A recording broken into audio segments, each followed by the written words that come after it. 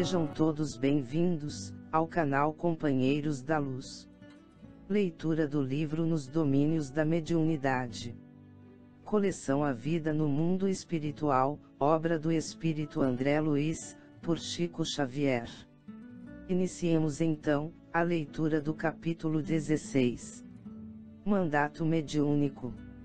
Eram quase 20 horas, quando estacamos à frente de sóbrio edifício, ladeado por vários veículos. Muita gente ia e vinha. Desencarnados, em grande cópia, congregavam-se no recinto e fora dele. Vigilantes de nosso plano estendiam-se, atenciosos, impedindo o acesso de espíritos impenitentes ou escarnecedores. Variados grupos de pessoas ganhavam ingresso à intimidade da casa, mas no pórtico experimentavam a separação de certos espíritos que a seguiam, espíritos que não eram simples curiosos ou sofredores, mas blasfemadores e renitentes no mal. Esses casos, porém, constituíam exceção, porque em maioria o séquito de irmãos desencarnados se formava de gente agoniada e enferma, tão necessitada de socorro fraterno como os doentes e aflitos que passavam a acompanhar. Entramos. Grande mesa, ao centro de vasta sala, encontrava-se rodeada de largo cordão luminoso, de isolamento. Em derredor, reservava-se ampla área, onde se acomodavam quantos careciam de assistência, encarnados ou não, área essa que se mostrava igualmente protegida por faixas de defesa magnética, sob o cuidado cauteloso de guardas pertencentes à nossa esfera de ação. À frente, na parte oposta à entrada, vários benfeitores espirituais conferenciavam entre si, e junto deles, respeitável senhora ouvia, prestimosa, diversos pacientes. Apresentava-se a matrona revestida por extenso halo de irradiações opalinas, e, por mais que projeções de substância sombria a buscassem, através das requisições dos sofredores que a ela se dirigiam, conservava a própria aura sempre lúcida, sem que as emissões de fluidos enfermiços lhe pudessem atingir o campo de forças. Designando-a com a mão direita, o assistente informou: "É a nossa irmã Ambrosina, que, há mais de 20 anos sucessivos, procura oferecer a mediunidade cristã que possui de melhor na existência. Por amor ao ideal que nos orienta, renunciou às mais singelas alegrias do mundo, inclusive o conforto mais amplo do santuário doméstico, de vez que atravessou a mocidade trabalhando, sem a consolação do casamento." Ambrosina trazia o semblante quebrantado e rugoso, refletindo, contudo, a paz que lhe vibrava no ser. Na cabeça, dentre os cabelos grisalhos, salientava-se pequeno funil de luz, à maneira de delicado adorno. Intrigados, consultamos a experiência de nosso orientador e o esclarecimento não se fez esperar. É um aparelho magnético ultrassensível com que a médium vive em constante contato com o responsável pela obra espiritual que por ela se realiza. Pelo tempo de atividade na causa do bem e pelos sacrifícios a que se consagrou, Ambrosina recebeu do plano superior um mandato de serviço mediúnico, merecendo, por isso, a responsabilidade de mais íntima associação com o instrutor que lhe presidia as tarefas. Havendo crescido em influência, viu-se assoberbada por solicitações de múltiplos matizes. Inspirando fé e esperança a quantos se lhe aproximam do sacerdócio de fraternidade e compreensão, é, naturalmente, assediada pelos mais desconcertantes apelos. Vive então flagelada por petitórios e súplicas. Indagou Hilário, inevitavelmente curioso. Até certo ponto sim, porque simboliza uma ponte entre dois mundos, entretanto, com a paciência evangélica, sabe ajudar aos outros para que os outros se ajudem, porquanto não lhe seria possível conseguir a solução para todos os problemas que se lhe apresentam. Abeiramo-nos da médium respeitável e modesta e vimos-la pensativa, não obstante o vozerio abafado, em torno. Não longe, o pensamento conjugado de duas pessoas exteriorizava cenas lamentáveis de um crime em que se haviam embrenhado. E, percebendo-as, Dona Ambrosina refletia, falando sem palavras, em frases audíveis tão somente em nosso meio, amados amigos espirituais, que fazer?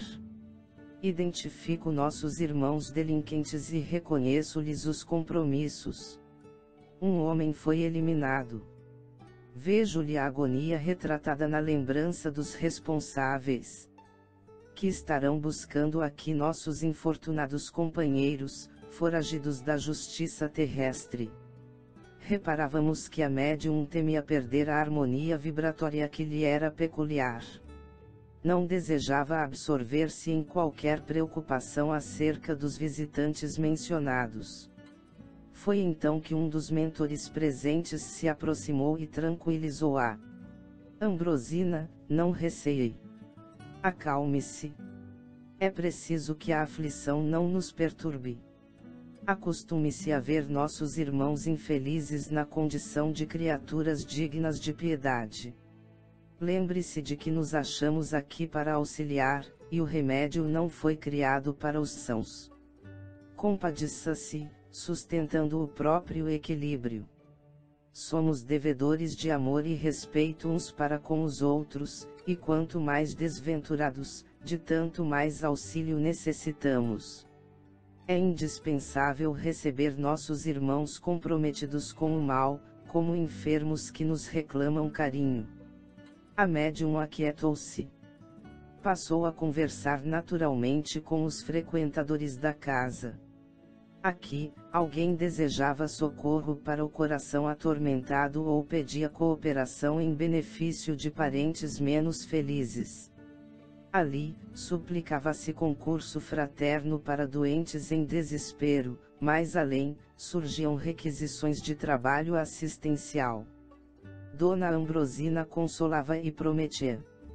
Quando Gabriel, o orientador, chegasse, o assunto lhe seria exposto.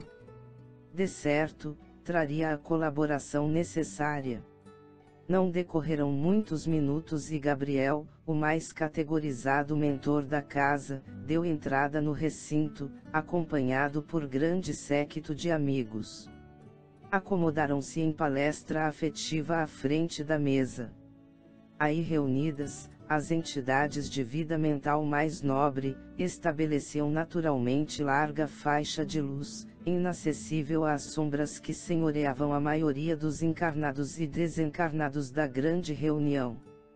Gabriel e os assessores abraçaram-nos generosos.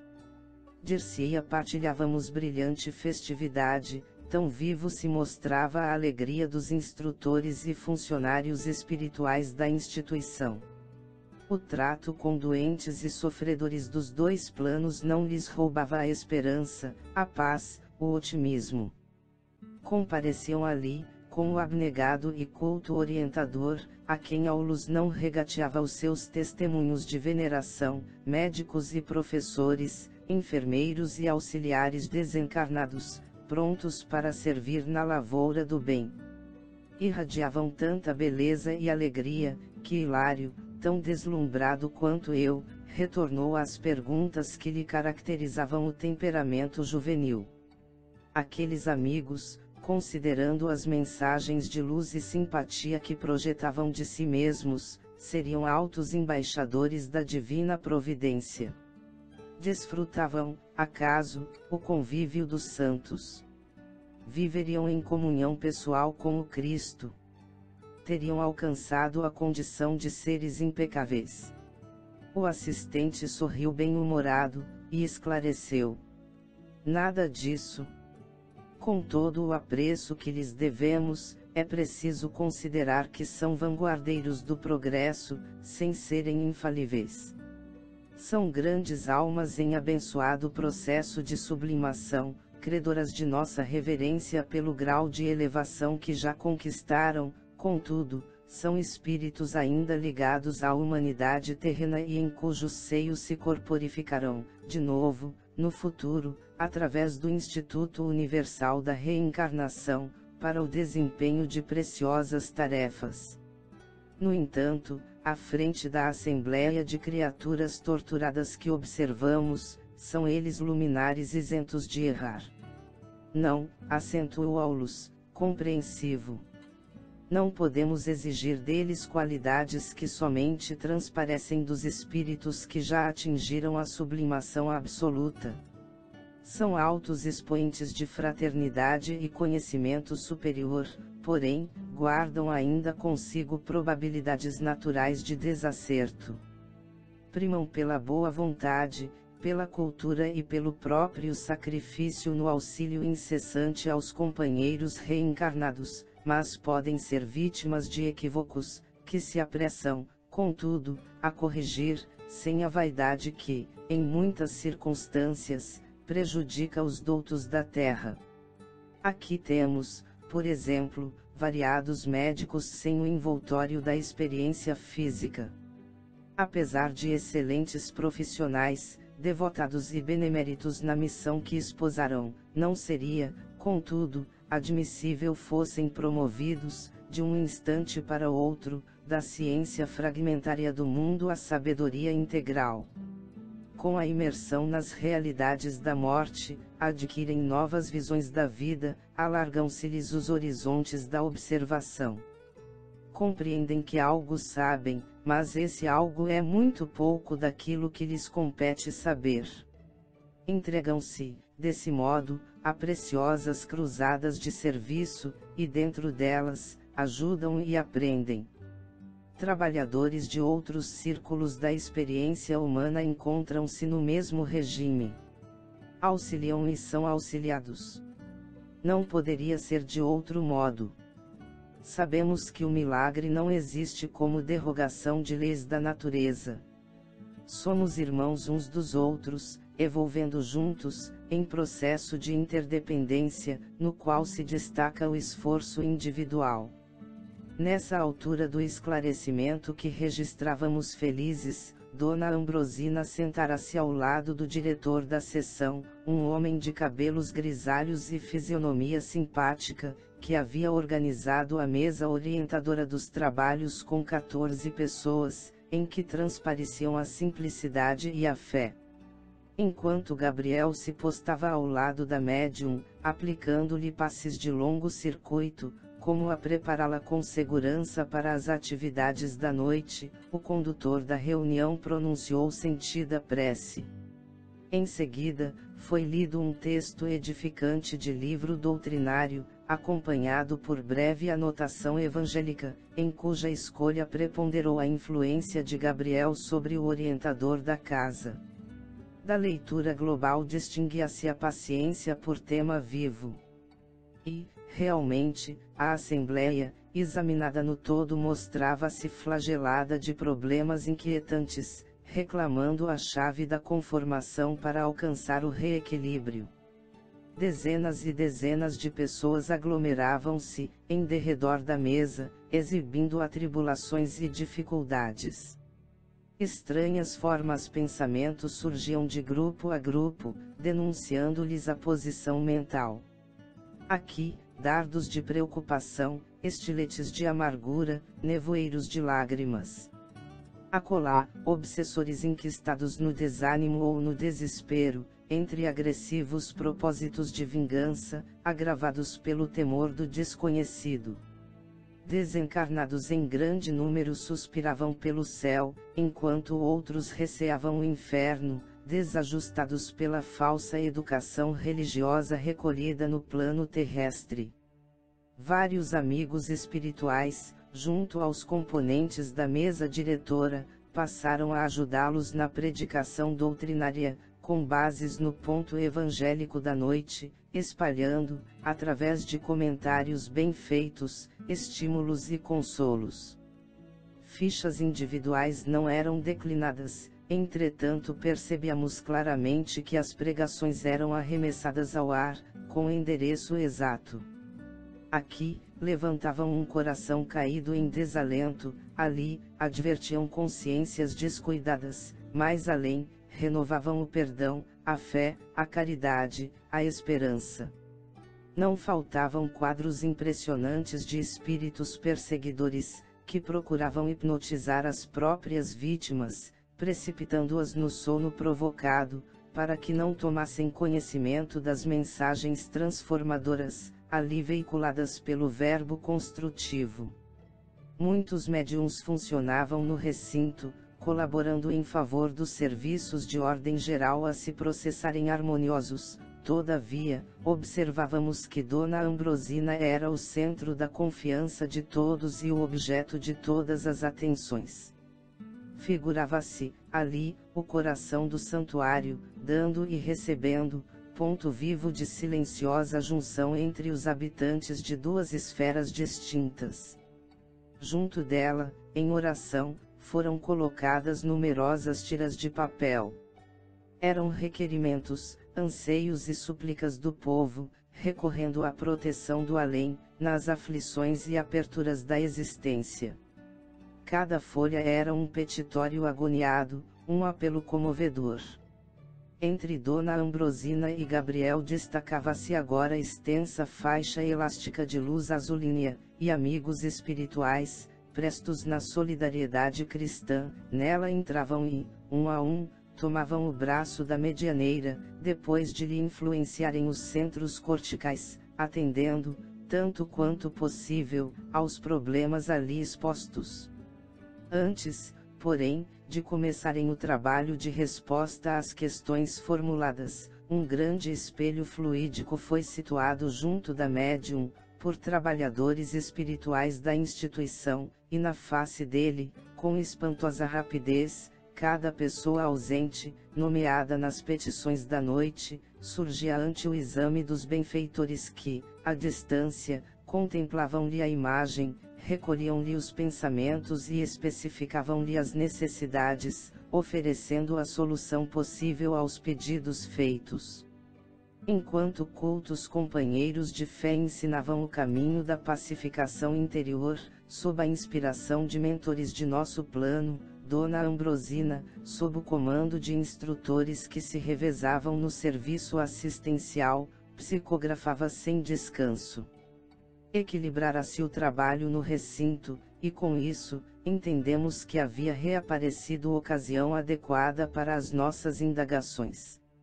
Hilário foi o primeiro na inquirição que não conseguíamos sopitar, e, indicando o enorme laço fluídico que ligava Dona Ambrosina ao orientador que lhe presidia a missão, perguntou: que significa essa faixa, através da qual a médium e o dirigente se associam tão intimamente um ao outro?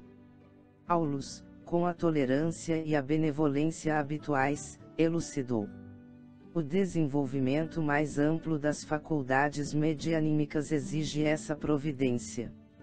Ouvindo e vendo, no quadro de vibrações que transcendem o campo sensório comum, Ambrosina não pode estar à mercê de todas as solicitações da esfera espiritual, sob pena de perder o seu equilíbrio. Quando o médium se evidencia no serviço do bem, pela boa vontade, pelo estudo e pela compreensão das responsabilidades de que se encontra investido, recebe apoio mais imediato de amigo espiritual experiente e sábio, que passa a guiar-lhe a peregrinação na terra, governando-lhe as forças. No caso presente, Gabriel é o perfeito controlador das energias de nossa amiga, que só estabelece contato com o plano espiritual de conformidade com a supervisão dele. Quer dizer que para efetuarmos uma comunicação por intermédio da senhora, sob nosso estudo, será preciso sintonizar com ela e com o orientador ao mesmo tempo. Justamente, respondeu Aulus, satisfeito. Um mandato mediúnico reclama ordem, segurança, eficiência. Uma delegação de autoridade humana envolve concessão de recursos da parte de quem a outorga. Não se pedirá cooperação sistemática do médium, sem oferecer-lhe as necessárias garantias. Isso, porém, não dificultará o processo de intercâmbio. De modo algum. Perante as necessidades respeitáveis e compreensíveis, com perspectivas de real aproveitamento, o próprio Gabriel se incumbe de tudo facilitar, ajudando aos comunicantes, tanto quanto auxilia a médium. Assinalando a perfeita comunhão entre o mentor e a tutelada, indaguei por minha vez se uma associação daquela ordem não estaria vinculada a compromissos assumidos pelos médiuns, antes da reencarnação, ao que Aulus respondeu, prestimoso. Ah, sim, semelhantes serviços não se efetuam sem programa. O acaso é uma palavra inventada pelos homens para disfarçar o menor esforço. Gabriel e Ambrosina planejaram a experiência atual, muito antes que ela se envolvesse nos densos fluidos da vida física. E por que dizer, continuei lembrando ao assistente as suas próprias palavras, quando o médium se destaca no serviço do bem recebe apoio de um amigo espiritual, se esse amigo espiritual e o médium já se encontram irmanados um ao outro, desde muito tempo. O instrutor fitou-me de frente e falou. Em qualquer cometimento, não seria lícito desvalorizar a liberdade de ação. Ambrosina comprometeu-se, isso, porém, não a impediria de cancelar o contrato de serviço, não obstante reconhecer-lhe a excelência e a magnitude. Poderia desejar imprimir novo rumo ao seu idealismo de mulher, embora adiando realizações sem as quais não se erguerá livremente do mundo. Os orientadores da espiritualidade procuram companheiros, não escravos. O médium digno da missão do auxílio não é um animal subjugado à canga, mas sim um irmão da humanidade e um aspirante à sabedoria. Deve trabalhar e estudar por amor. É por isso que muitos começam a jornada e recuam. Livres para decidir quanto ao próprio destino, muitas vezes preferem estagiar com indesejáveis companhias, caindo em temíveis fascinações. Iniciam-se com entusiasmo na obra do bem, entretanto, em muitas circunstâncias dão ouvidos a elementos corruptores que os visitam pelas brechas da invigilância. E assim, tropeçam e se estiram na cupidez, na preguiça, no personalismo destruidor ou na sexualidade delinquente, transformando-se em joguetes dos adversários da luz, que lhes vampirizam as forças, aniquilando-lhes as melhores possibilidades. Isso é da experiência de todos os tempos e de todos os dias. Sim, sim, concordei, mas não seria possível aos mentores espirituais a movimentação de medidas capazes de pôr cobro aos abusos, quando os abusos aparecem. Meu interlocutor sorriu e ponderou. Cada consciência marcha por si, apesar de serem numerosos os mestres do caminho. Devemos a nós mesmos a derrota ou a vitória. Almas e coletividades adquirem as experiências com que se redimem ou se elevam, ao preço do próprio esforço. O homem constrói, destrói e reconstrói destinos, como a humanidade faz e desfaz civilizações, buscando a melhor direção para responder aos chamamentos de Deus. É por isso que pesadas tribulações vagueiam no mundo, tais como a enfermidade e a aflição, a guerra e a decadência, despertando as almas para o discernimento justo. Cada qual vive no quadro das próprias conquistas ou dos próprios débitos. Assim considerando, vemos no planeta milhões de criaturas sob as teias da mediunidade torturante, milhares detendo possibilidades psíquicas apreciáveis, muitas tentando o desenvolvimento dos recursos dessa natureza e raras obtendo um mandato mediúnico para o trabalho da fraternidade e da luz.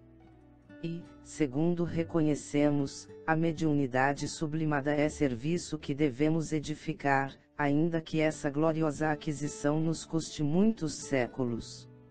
Mas, ainda num mandato mediúnico, o tarefeiro da condição de Dona Ambrosina pode cair. Como não? Acentuou o interlocutor, um mandato é uma delegação de poder obtida pelo crédito moral, sem ser um atestado de santificação. Com maiores ou menores responsabilidades, é imprescindível não esquecer nossas obrigações perante a lei divina, a fim de consolidar nossos títulos de merecimento na vida eterna. E, com significativo tom de voz, acrescentou: recordemos a palavra do Senhor, muito se pedirá de quem muito recebeu. A conversação, à margem do serviço, oferecera-me suficiente material de meditação. As valiosas anotações do assistente, em se reportando à mediunidade, impeliam-me a silenciar e refletir.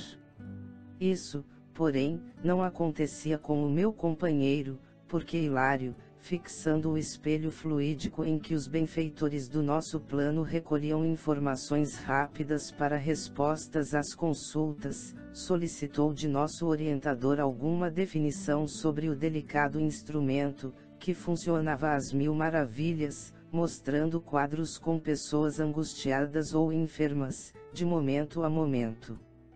É um televisor, manobrado com recursos de nossa esfera. Entretanto, inquiriu Hilário, minucioso, a face do espelho mostra o veículo de carne ou a própria alma? A própria alma. Pelo exame do perispírito, alinham-se avisos e conclusões. Muitas vezes, é imprescindível analisar certos casos que nos são apresentados, de modo meticuloso. Todavia, recolhendo apelos em massa, mobilizamos meios de atender à distância. Para isso, trabalhadores das nossas linhas de atividade são distribuídos por diversas regiões, onde captam as imagens de acordo com os pedidos que nos são endereçados, sintonizando as emissões com o aparelho receptor sob nossa vista. A televisão, que começa a estender-se no mundo, pode oferecer uma ideia imediata de semelhante serviço, salientando-se que entre nós essas transmissões são muito mais simples, exatas e instantâneas. Meu colega refletiu alguns momentos, como se grave problema lhe aflorasse a cabeça, e considerou. O que vemos sugere importantes ponderações. Imaginemos que alguém expeça determinada solicitação ao mandato mediúnico, sujeita a certa demora entre a requisição e a resposta. Figuremos que o interessado, situado longe, desencarne e permaneça, em espírito, como acontece em muitas ocasiões, num aposento doméstico ou em algum leito de hospital, embora já liberado do corpo físico. Num caso desses, a resposta dos benfeitores espirituais será fornecida como se fosse dedicada ao encarnado autêntico. Isso pode ocorrer em várias circunstâncias, acrescentou o assistente, de vez que não nos achamos num serviço automático ou milagroso. Agimos com espírito de cooperação e boa vontade, dependendo o êxito do auxílio mútuo, porque uma só peça não solucionará os problemas da máquina inteira. Funcionários que recolhem anotações reclamam o concurso eficiente daqueles que as transmitem.